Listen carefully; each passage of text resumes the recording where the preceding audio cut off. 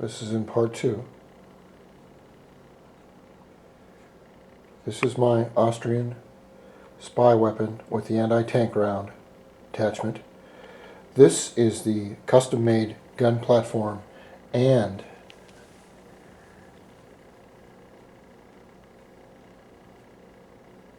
spotting scope made in Germany. It's classified, so I can't really tell you that much about it, and then I'll tell you why I've got these out, because I've been called into active duty. The Germans won't go into Libya, but the Austrian spy service will. So I've been told to grab my water balls and my sunscreen, and we're gonna go get some. Now, you didn't hear me say that. Back to this rifle. Now, people have told me the numbers don't match. That is correct. They do not match exactly.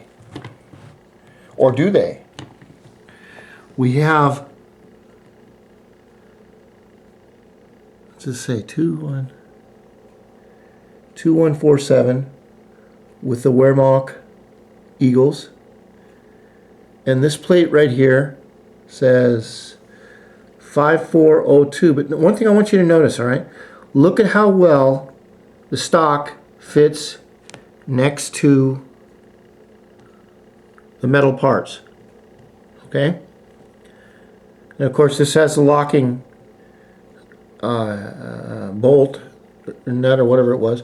They didn't use that in the later models, I don't think, on that. And this, I have never managed to get it off. You can see there's no pry marks on it. There's no nothing. There was a little bit of oil that seeped into here. This is the back of the stock right here.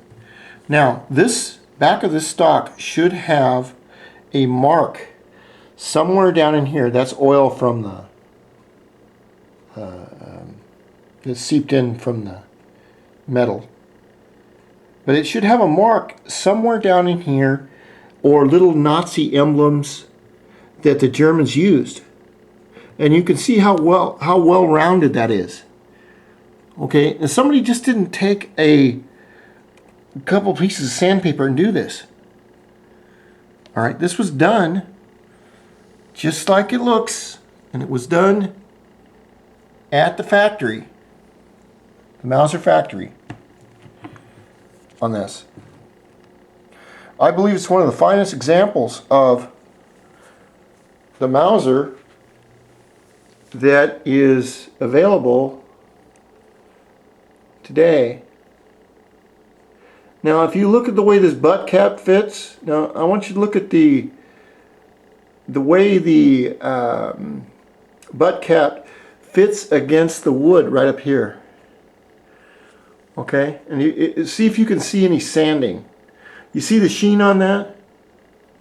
Now I haven't polished it or nothing. Last time I took it out was maybe 6 months ago. And you can see the sheen as it goes up from the sunlight. Now look at that. Does that look, to any of you Mauser experts, this well right here, does that look like it was done with a hand polisher or a piece of sandpaper?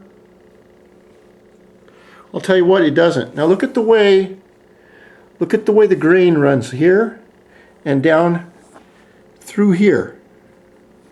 This grain right here. It's too even to be done by hand. It had to be done with a machine. Now, we're going to flip this over very carefully. It weighs 7 or 8 pounds. I don't know how many kilos, but a lot. Now we go to the other side. And the other side we have,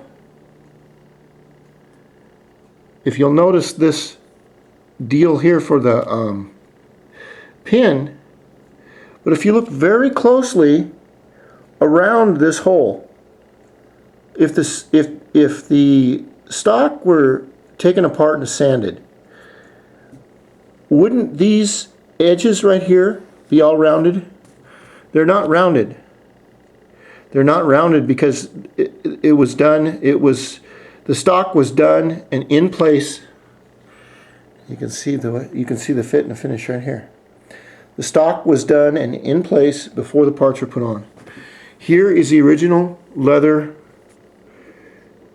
what do you call it? Strap. And if we look underneath it, I really should take this off and take a look, but I haven't done it. Now look here also. Look at the way the grain is. Now someone says, well, it's a white glue, la la la. Everyone, they get up and, oh, well, it's not perfect. Well, I'll tell you what. Can you show me the records from the Mauser plant that show exactly when this gun was made? Or why it was made like this? Has anyone else ever seen a factory sanded, finished Mauser? I haven't seen one. And I'll tell you what, the camera don't lie. Now you can see that it does have a little bit of right here, there's a tiny bit of scratching, but that's due to the strap. That's the only damage I can see on it. And you can see it says something. What does it say there? It says 2147 198 2417 1/2 or 72 or something like that. And